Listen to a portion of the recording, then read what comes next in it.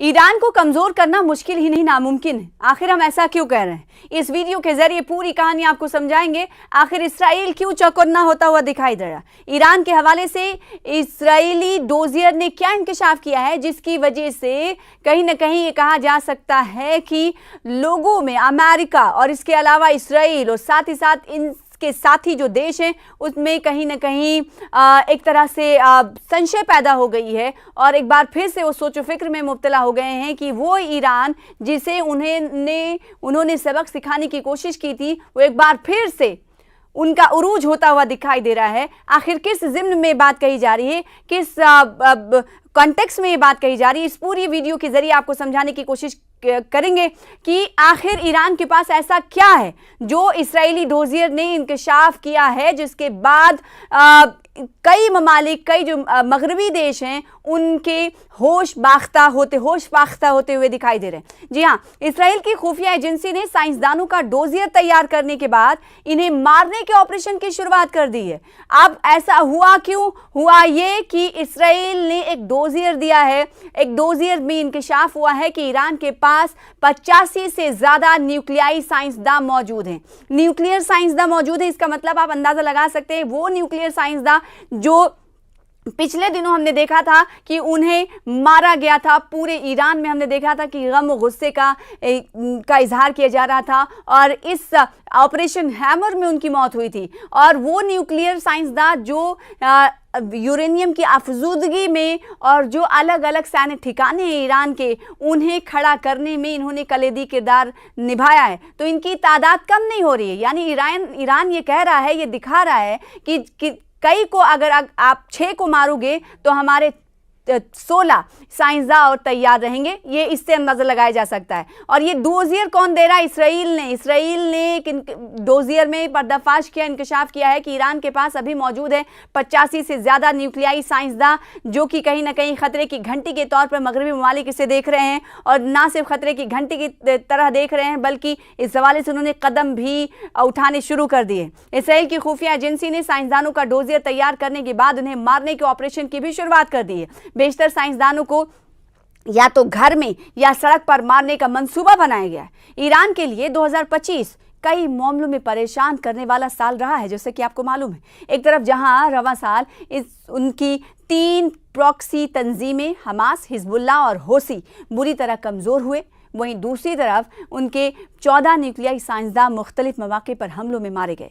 Iran की ये सभी 14 साइंसदानों को खुफिया एजेंसी मोसाद ने ऑपरेशन नारनिया के तहत मारा था और ऑपरेशन हैमर भी चला था जो 3 से 4 ठिकानों को तबाह करने की बात अमेरिका की तरफ से कही गई थी। लेकिन ईरान ने इस पर कहा था कि भले ही कोशिश की गई उन्हें मिटाने की, लेकिन कामयाबी ज़्यादा तक नहीं मिली है। हमारा यूरेनियम अफजूदगी का जो काम है वो थोड़ा पीछे चला गया है, लेकिन उसे ख़त्म नहीं किया जा सका है। ये कहीं ना कहीं ईरान के लिए बहुत बड़ी बात थी। ईरान के आला रहनुमा अली खामनेई ने भी ये बात कही थी। अब आपको बताएं कि 14 साइंसदानों को खुफिया एजेंसी मोसाद ने ऑपरेशन नारनिया के तहत मारा था उस वक्त। हालांकि अब भी ईरान के पास 85 से ज़्यादा न्यूक्लियर साइंसदान जिंदा हैं जो अमेरिका और इसराइल के लिए फिक्रंगेज हैं। जैसे कि हमने आपसे कुछ देर पहले कहा था, फिक्रंगेज यूं क्योंकि होश बाख्ता हो रहे हैं कि एक तरफ जहां इन मगरबी ममालिक की कोशिश ये हो रही है कि इन न्यूक्लियर साइंसदानों को ख़त्म किया जाए, इन्हें आगे बढ़ने नहीं दिया जाए, इन्हें मार दिया जाए, और दूसरी तरफ इनकी फहरिस्त में इजाफा होता हुआ दिखाई दे रहा है। इस बात का इंकशाफ खुद इसराइल के एक डोजियर किससे कहते हैं ये भी आपको बता दें। डोजियर दरअसल एक दस्तावेजात होता है, उसका मजमुआ होता है, उसे डोजियर कहा जाता है। वॉशिंगटन पोस्ट की एक रिपोर्ट के मुताबिक दिसंबर 2024 के दौरान शाम में बशर अल असद का तख्ता पलट हुआ। इसके बाद मोसाद को ईरान में ऑपरेशन चलाने के लिए फाल किया गया। मोसाद ने ईरान के 100 न्यूक्लियाई साइंसदानों का डोजियर तैयार किया और इन साइंसदानों को मारने के लिए मकामी सतह पर लोगों की तैनाती भी हुई। इसराइल की खुफिया एजेंसी ने साइंसदानों का डोजियर तैयार करने के बाद ऑपरेशन की शुरुआत की।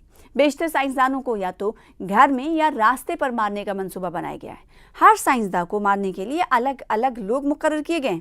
बेशतर लोग ईरान के ही रहने वाले थे। मोसाद ने ईरान के न्यूक्लियाई साइंसदानों को मारने के लिए स्नाइपर बंदूक, ड्रोन और बम का इस्तेमाल किया। रिपोर्ट में बताया गया है कि पहले इन साइंसदानों को मारने की कोशिश की गई जो लिस्ट में टॉप पर थे। उन साइंसदानों को मारने की कोशिश की गई जो लिस्ट में टॉप पर थे।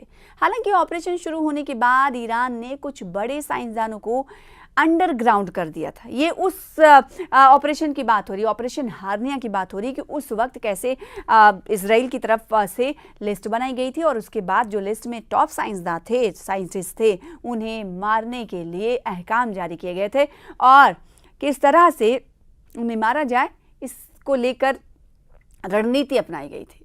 और जब ईरान को इस हवाले से पता चला तो बड़े साइंसदानों को अंडरग्राउंड कर दिया गया था, कुछ को फौरन फौजी हेडक्वार्टर के पास खुफिया मकामात पर भेज दिया गया था। ये 2024 की बात हो रही। बताया जाता है कि अगस्त 2025 में ईरान ने न्यूक्लियाई साइंसदान रोज़बी वादी को फांसी पर लटका दिया था। ईरान का कहना था कि उसने खुफिया जानकारी इसराइल को दी थी। आपको याद होगा कि जब 12 रोज़ा जंग अमेरिका और इसराइल के दरमियान चल रही थी, अमेरिका इसराइल मिलकर ईरान के खिलाफ जब 12 रोज़ा जंग चल रही थी, तब हमने देखा था कि उसके बाद हमने देखा था कि इसराइल और अमेरिका की पनाही वाले कई ऐसे जासूसों को, जिसे कहा गया था कि ये अमेरिकन या इसराइल के जासूस हो सकते हैं, इनको लेकर क्रैकडाउन किया गया था इस ईरान की तरफ से।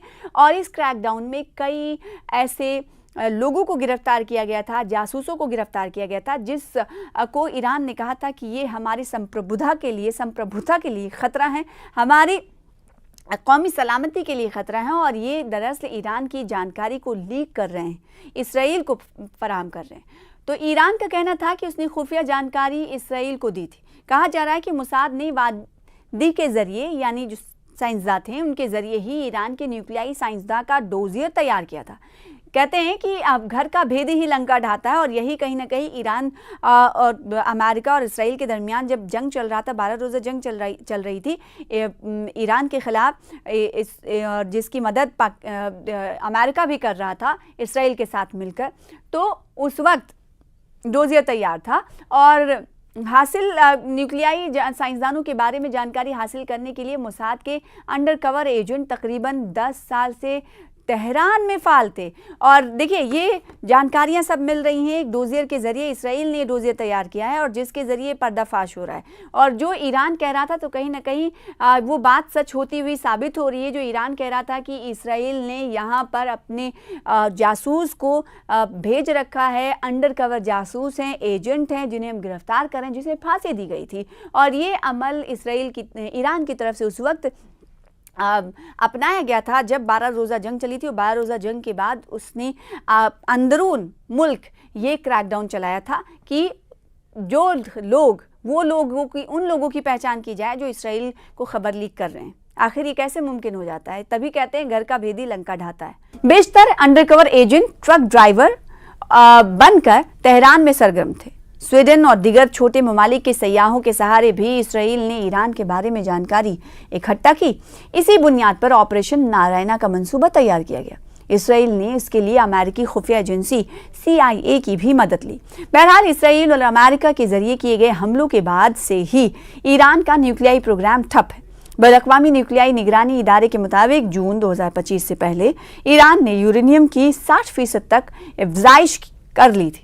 अगर ईरान यूरेनियम की 90% तक अफ़ज़ाइश कर लेता है तो वो न्यूक्लियाई बम आसानी से बना सकता है।